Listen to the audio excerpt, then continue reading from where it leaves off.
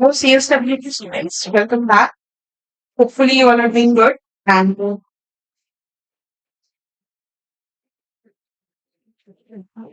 कैसे चल रही है आप लोगों की preparation? So, let's start up with the session. और हम लोगों ने अभी तक जो चीजें कंप्लीट करनी है वो थी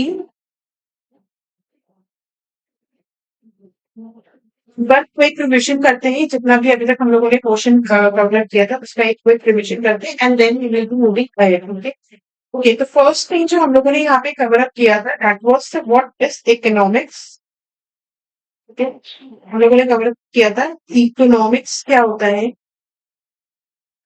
तो सिंपल इकोनॉमिक्स आपका कहाँ से ओरिजिनेट हुआ था आपका ये ओरिजिनेट हुआ था ग्रीक वर्ड से ओरिजिनेट हुआ था देखो ये जो चीजें ना कि आप लोग चाहो तो शॉर्ट नोट्स के फॉर्म में नोट डाउन भी करते चल सकते हो because this is very basic thing कहाँ से आया था ग्रीक वर्ड ओइकोनोमिया से आया था ठीक है ओइकोनोमिया से आया था जिसमें उसका मतलब क्या होता है जिसका मतलब होता है हाउस होल्ड रिमेम्बर ये चीज हमने कवर की थी कि आपका नोट्स में भी आपके अवेलेबल है आपकी बुक्स में भी अवेलेबल है एंड इसमें हम इकोनॉमिक्स को क्या कहते हैं इकोनॉमिक्स को हम क्या कहते हैं हाउस हाउसिंग हाउस मैनेजमेंट कहते हैं ठीक है नाउ इसके बाद हमने कवर अप किया था डेफिनेशंस कवर अप की थी जिसमें से हमने चार डेफिनेशन मेन कवर की थी एक थी हमारी वेल्थ डेफिनेशन एक थी हमारी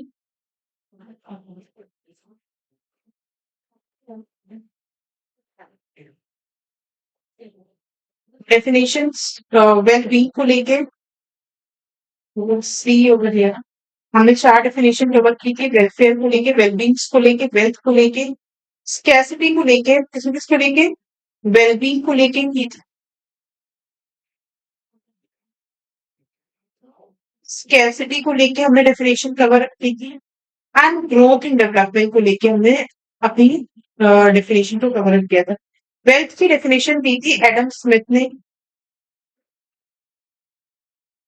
वेल बीइंग की डेफिनेशन दी थी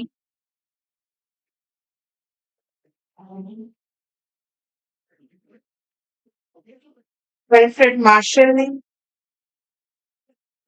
स्कैसिटी की डेफिनेशन दी थी आपकी लियोनल रॉबिन्स ने एंड ग्रोथ एंड डेवलपमेंट की डेफिनेशन दी थी पॉल ए सैमुअल्सन ने ठीक है एक बार हम देख भी लेते हैं प्रूफ्स में ठीक है अच्छा वेलबींग को आप वेलफेयर डेफिनेशन भी कह सकते हैं उसमें कोई इतना बड़ी बात नहीं तो मैंने बात भी वेलबींग की हुई थी attainment and use of material inside of wellbeing so चार डेफिनेशन हमने कवर की थी वेल्थ डेफिनेशन वेलफेयर डेफिनेशन जिसको आप वेलबींग डेफिनेशन भी कह सकते हैं स्कैसिटी डेफिनेशन एंड आपकी जो डेफिनेशन थी that was a growth definition जो कि किसने दी थी पॉल सैमुअल्सन ने वेल्थ डेफिनेशन आपके एडम स्मिथ ने दी थी वेलफेयर डेफिनेशन एल्फ्रेड मार्शल ने दी है स्कैसिटी डेफिनेशन आप किसने दी है लियोनल रॉबिन्सन ने दी है रॉबिन्स ने दी है दो डेफिनेशन पॉल सैमुअल्सन ने दी तो ये चार डेफिनेशन हमने कवर की थी व्हाट इज इकोनॉमिक्स में आप ये सारी चीजें लिख सकते हो ठीक है नाउ मूविंग अहेड देखो इकोनॉमिक्स को समझने के लिए अगेन इतना हमने कवर किया था इसके अलावा कुछ और चीजें भी हमने इसमें पढ़ी थी रीजन क्या है ऑफ स्टडिंग इकोनॉमिक्स क्यों हमें इकोनॉमिक्स को पढ़ना जरूरी है obviously four there four reason to study economics first है सिटीजनशिप को इकोनॉमिक्स क्या होता है सिटीजन्स को शिप के लिए आपको समझना जरूरी है आपको इकोनॉमिक सोसाइटी में जो चेंजेस आ रहे हैं इसको समझने के लिए इकोनॉमिक्स को समझना जरूरी है पर्सनल एंड प्रोफेशनल डेवलपमेंट के लिए जरूरी है अगर आप बिजनेस को समझना चाहते हैं आप सोसाइटी को समझना चाहते हैं आप पॉलिटिक्स को समझना चाहते हैं तो आपको इकोनॉमिक्स पढ़ना जरूरी है टूल्स होता है कोई भी डिसीजन लेने का अगर आपके पास ये चीज है आपको आपके पास 10 रुपए है और आपके पास चॉइसेस कई सारी कि थ्रू इकोनॉमिक्स आप कोई भी रैशनल डिसीजन ले सकते these are the small things that which you can through which you will be able to understand what is economics and why you need to study economics. Okay, I hope इतना आप लोगों को अभी तक समझ में आ गया होगा. Okay, moving ahead. Next we come to the nature of economics कि इकोनॉमिक्स का नेचर क्या होता है. इकोनॉमिक्स इज अ साइंस और एन आर्ट और more. The another most important question. What is economics? Economics science है, आर्ट है या दोनों का? देखो, अगर आप इसको जनरल वे में समझो तो कंडीशंस जो होती है कोई भी चीज को हम साइंस कब करेंगे, किसी भी चीज को हम साइंस कब करेंगे अगर वहां पे जो भी मैटर है, जो सब्जेक्ट मैटर है, वो इस तरीके का है, जो कॉज भी बता रहा है अब उसका इफेक्ट क्या होगा, उसके बीच की रिलेशन है. देखो साइंस में यही तो बताते हैं ये चीज इस वजह से हुई और इस चीज के होने से इस पर पर्टिकुलर चीज के ऊपर ये इफेक्ट पड़ेगा. अगर नेचर की बात करें तो ग्लोबल वार्मिंग से क्या इफेक्ट पड़ेगा, तो कोई भी सब्जेक्ट मैटर, कोई भी चीज जब आपको इस तरीके की रिलेशन के बारे में बता रही होती है तब हम कहते हैं कि वहां पे साइंस अप्लाई हो रही है. या वो आपकी चीजों को मेजर कर सके, किसी भी वैल्यू में आप उसको मेजर कर सके, उसकी खुद की अपनी मेथड्स हो, आप वो फोरकास्टिंग कर सके कि ऐसा हो सकता है. ठीक है, तो हम कहेंगे कि वो क्या होता है, वो साइंस होता है. अब सो कंडीशंस क्या होती है, subject to be called science, systematise body of knowledge study cause, एक ऐसी बॉडी ऑफ नॉलेज, एक ऐसी चीज जहां पे आप कॉज एंड इफेक्ट दोनों को समझ रहे हो, वो आपकी मेजरमेंट कर सकता है, उसके खुद के मेथड्स हो, फोरकास्टिंग, तब आप कहेंगे कि वो पर्टिकुलर सब्जेक्ट मैटर क्या है, वो साइंस का पार्ट बन रहा है. इकोनॉमिक्स को हम ऐसे साइंस कब कहेंगे, इकोनॉमिक्स को ऐसे साइंस कब कहेंगे, तो देखिए इकोनॉमिक्स में लॉ ऑफ डिमांड है. अगर डिमांड, क्वांटिटी ऑफ डिमांड कम होती है, जब प्राइस बढ़ता है तो डिमांड कम होती है. कहीं ना कहीं अगर डिमांड डिमांड को अगर आपको समझना होगा तो आपको दो चीजें दी जाएंगी ना, एक तो प्राइस, एक तो क्वांटिटी. प्राइस बढ़ा, क्वांटिटी, प्राइस के बढ़ने से इफेक्ट आया क्वांटिटी पे. लॉ ऑफ डिमांड यही बताता है, लॉ ऑफ डिमांड में इसलिए इज अ इकोनॉमिक्स, और इससे कहते हैं कि इकोनॉमिक्स इज साइंस, क्योंकि आपकी जो भी इकोनॉमिक्स में जो भी चीजें आप पढ़ रहे हो, जो चीजें आपकी इन्वॉल्व है, वो सारी ही चीजें ऐसी हैं जो कहीं ना कहीं एक दूसरे को लिंक करती है, एक दूसरे से कनेक्टेड हो रही है. ठीक है, उस आउटपुट में तो कुछ ना कुछ आ रहा है ना, मॉनेटरी टर्म्स आ रहे हैं, यानी आप उसको मेजर कर पा रहे हैं, उसको कैलकुलेट करने के अपने खुद के मेथड्स, उसके इंडक्शन से डिडक्शन से, तो वहां पे हर एक चीज इन्वॉल्व हो रही है. आप उसमें फ्यूचर कंडीशंस, मार्केट की फ्यूचर कंडीशंस को फोकस कर सकते हैं कि पर्टिकुलर चीज से मार्केट बढ़ेगी कम होगी, उस पर्टिकुलर चीज की कॉस्ट आगे समय, आने वाले समय में बढ़ेगी या कम होगी, डिमांड बढ़ेगी या कम होगी. इसलिए हम कहते हैं कि इकोनॉमिक्स क्या है, साइंस है. तो इफ अगर हम इकोनॉमिक्स को एनालाइज करें तो हमें क्या पता चलेगा, कि हमें पता चलेगा कि इसमें हर वो, इसमें साइंस के सारे फीचर्स होते हैं. Yes, all the features of science. Like science, अगर हम इसके कॉज एंड इफेक्ट को स्टडी करते हैं, इनके बीच के रिलेशनशिप को स्टडी करते हैं, इकोनॉमिक बिटवीन इकोनॉमिक फिनोमिना, तो इकोनॉमिक फिनोमिना के बीच की ये क्या करते हैं, ये आपके रिलेशनशिप्स को स्टडी करते हैं. दैट्स व्हाई वी से कि इकोनॉमिक्स क्या है एज अ साइंस. क्यों? क्योंकि ये कहीं कहीं इकोनॉमिक इकोनॉमिकल फिनोमिना जो भी होते हैं ना, उसकी कुछ ना कुछ जो रिलेशन होते हैं, उसका जो इफेक्ट होता है, उसमें जो भी इफेक्ट हो रहा है उसके बीच के रिलेशनशिप को स्टडी करता है. एंड इसके लिए हमको ऑब्वियसली अभी हमने जैसे कि एग्जांपल लिया लॉ ऑफ डिमांड, तो लॉ ऑफ डिमांड के जब आप समझते हो, लॉ ऑफ डिमांड के जब आप पढ़ते हो, तो आपको पता चलता है कि अगर प्राइस बढ़ा तो क्वांटिटी कम हुई, प्राइस कम हुआ तो क्वांटिटी डिमांड बढ़ी. तो ये कहीं ना कहीं तो आपका एक रिलेशन ही तो बता रहा है.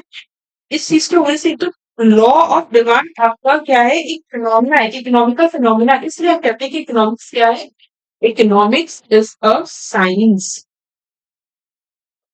लेकिन economics is not a perfect science.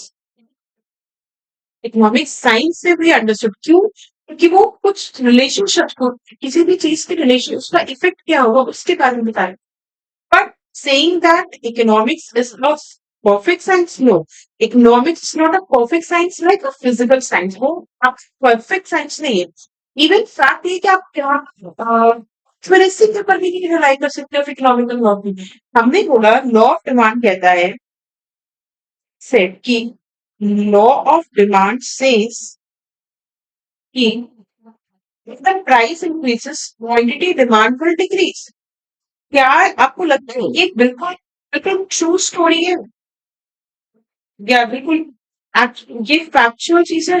No, क्योंकि कभी कभी प्राइस बढ़ने पर भी क्वांटिटी डिमांड तो बढ़ ही रही है भैया। जैसे लग्जरी गुड्स, जितना महंगा सामान उतनी ज्यादा क्वांटिटी। आप कैसे कह सकते हो कि law of demand is a perfect science? तो इसीलिए हम कह रहे हैं कि लॉ ऑफ डिमांड साइंस तो है, पर इकोनॉमिक्स साइंस तो है नहीं, लेकिन परफेक्ट साइंस नहीं है। क्यों? क्योंकि यहाँ पे ये एक्यूरेसी की बात नहीं करता है, एक्यूरेसी की बात नहीं करता है। यहाँ पे जो भी प्रोडिक्शंस आपके होते हैं, जो भी प्रोडिक्शंस आपके होते हैं, वो आपके गलत भी हो सकते हैं, कैन इजली गो रॉन्ग। यहाँ पे सारी जो प्रोडक्शंस होते हैं ना, यहाँ पे प्रोडक्शंस आपके अजम्पशन बेस्ड होते हैं। प्रोडक्शंस इसके बेस पे होते हैं, assumption के बेस पे होते हैं। That's why we say that economics is a science, but it's the economics. Why economics is a science? Because it studies the cause and effect relationship. ये cause and effect relationship को जरूर पढ़ता है।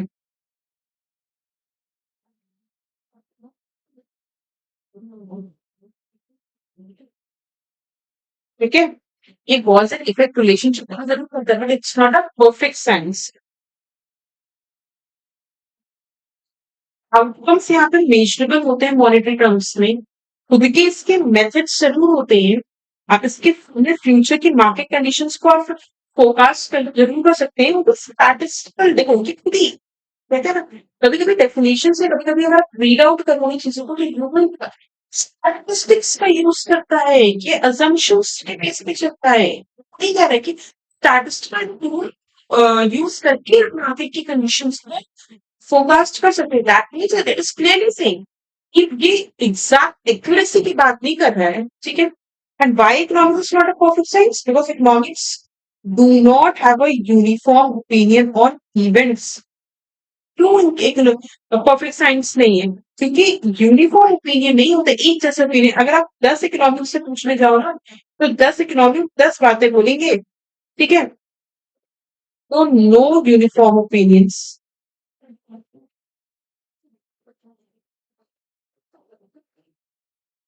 no control experiment possible, involves human behavior, highly unpredictable. ठीक है, money जो भी use होते हैं to measure outcomes itself dependent on variable factors पे डिपेंड होते हैं, इवन ये स्टैटिस्टिकल टूल्स पे डिपेंड होते हैं। तो economics is a science, but it's not a perfect science.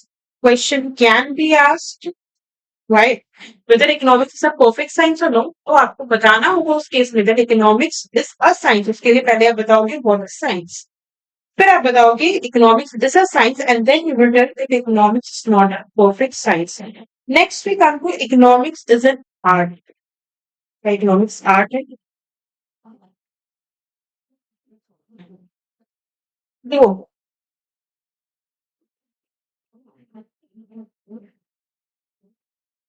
Professor JM केनिस ने एक डेफिनेशन दी है कि art is a system of rules for achievement of a given and. क्या है? Art is a system of rules for the achievement of a given and. किसी भी कोई भी आपको वर्क दिया गया, कोई भी काम अगर आपको दिया गया, अचीवमेंट के लिए जो रूल्स बनाए जाते हैं ना, आर्ट वो होता है। सिंपली हम ये कह सकते हैं कि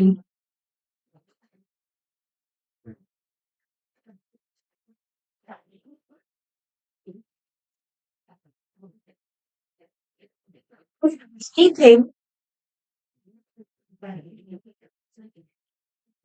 tells us how to do a particular thing, how to do a particular things done. तो जनरल लैंग्वेज में, जब हम बात करें जनरल लैंग्वेज में, हम इस चीज को कह सकते हैं कि ये क्या होगा? आर्ट। किसी भी चीज को करने का तरीका क्या होगा ना, वो होता है आर्ट। ठीक है। अब अगर हम इकोनॉमिक्स को ऐसा आर्ट देखें, इकोनॉमिक्स एज एन आर्ट देखें,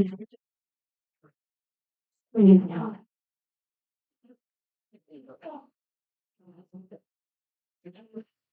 हम इकोनॉमिक्स की स्टडी क्यों करते हैं? हम इकोनॉमिक्स की स्टडी क्यों करते हैं? अपनी इकोनॉमिकल प्रॉब्लम्स को सॉल्व करने के लिए तो करते हैं, to solve our economical problem. अपनी इकोनॉमिकल प्रॉब्लम्स को सॉल्व करने के लिए तो इस प्रॉब्लम्स को सॉल्व करने के लिए हम किसकी स्टडी करते हैं? हम इकोनॉमिक्स की स्टडी करते हैं। तो यानी हम सिंपली ये कह सकते हैं कि इकोनॉमिक्स की स्टडी करें कि कैसे कैसे हम यूज करेंगे अपनी एबिलिटी को, अपनी इकोनॉमिक, और उसके लिए हम क्या करेंगे? अपनी जो भी एबिलिटी होगी, या हम ये कह सकते हैं कि सिंपल डिफरेंट वेज या डिफरेंट चॉइसेस हमारे पास है, उनका यूज करके हम अपनी इकोनॉमिकल प्रॉब्लम्स को सॉल्व करें। तो इकोनॉमिक्स का भी तो मेन करें ना, हम अपनी प्रॉब्लम्स को सॉल्व करने के लिए तो इकोनॉमिक्स के बारे में पढ़ रहे हैं। देखो, इकोनॉमिक्स का हम यूज ही करते हैं अपने अलग अलग गोल्स को अचीव करने के लिए। हम इकोनॉमिक्स का यूज इसलिए करते हैं, भाई अगर हमारे पास 100 रुपए है, कैलकुलेशन ही तो लगाते हैं ना कि ये हमारी चॉइसेस है, इसके बीच में हमें 100 रुपए को कैसे डिवाइड करें। जब हम अपना मेथड यूज कर लेते हैं, परफेक्ट पे आउट निकाल लेते हैं, दैट इज एन आर्ट। और कंक्लूजन क्या है? इकोनॉमिक्स यही होता है।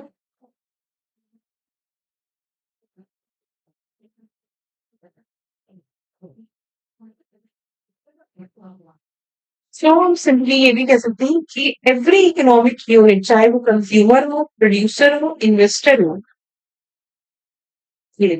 Subject is called art if it how to do something to achieve an objective.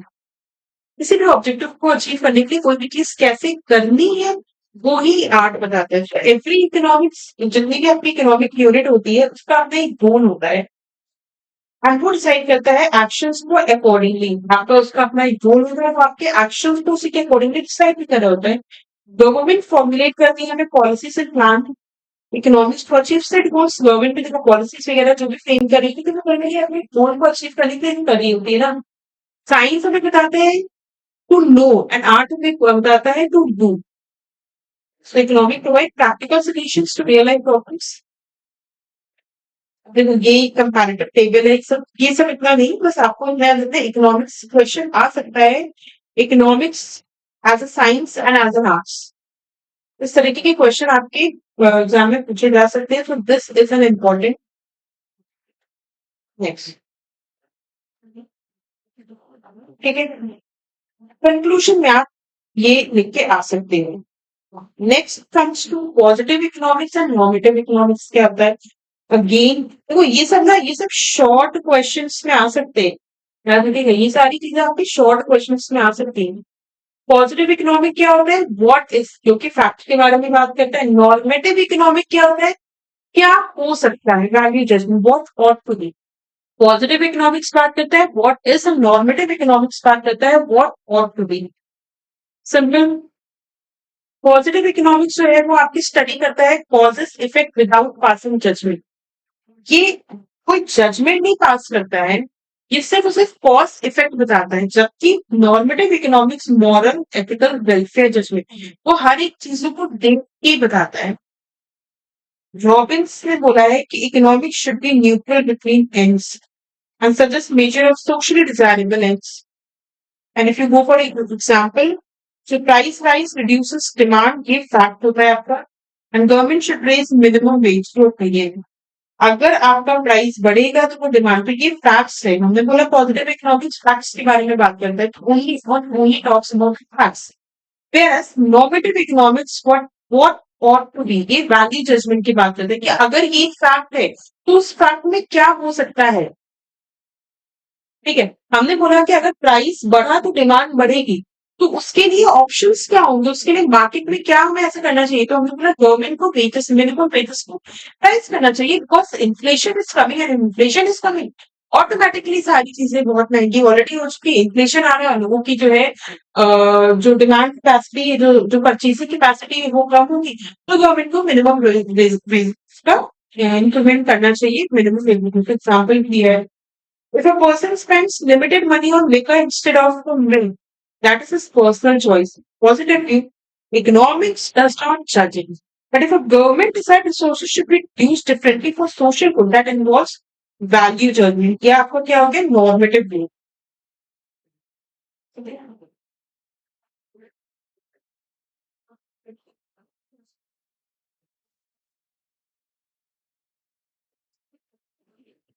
So अभी तक आज हमने क्या चीजें कवर की? Nature of economics science plus art दोनों होता है. साइंस की मेथड आर्ट एप्लीकेशन. अच्छा, क्वेश्चन इस फॉर्म में भी आ सकता है that economics is a science as in its methodology, methodology, and art is an application, and economic and art is an application. Economics as in science of methodology and art as an application. तो ये question आ सकता है. Economics positive facts के बारे में बात करता है. पॉजिटिव है तो वो फैक्ट्स के बारे में बात करता है. नॉर्मेटिव है तो वो जजमेंट के बारे में बात करता है. Not a perfect science, strictly human behaviour and no control experiment. With this, just stopping at here only, and इसके बाद हम लोग scope of economics को start करते हैं, and we'll be covering each and everything in the next session. And till then, if you need any kind of notes or any information, anything, तो आप लोग यहाँ पे कमेंट जरूर करिए and subscribe the channel so that हम लोग और भी बेटर आपको यहाँ पे आपको वीडियोस मिल सके, अपडेट्स मिल सके. Till then, bye.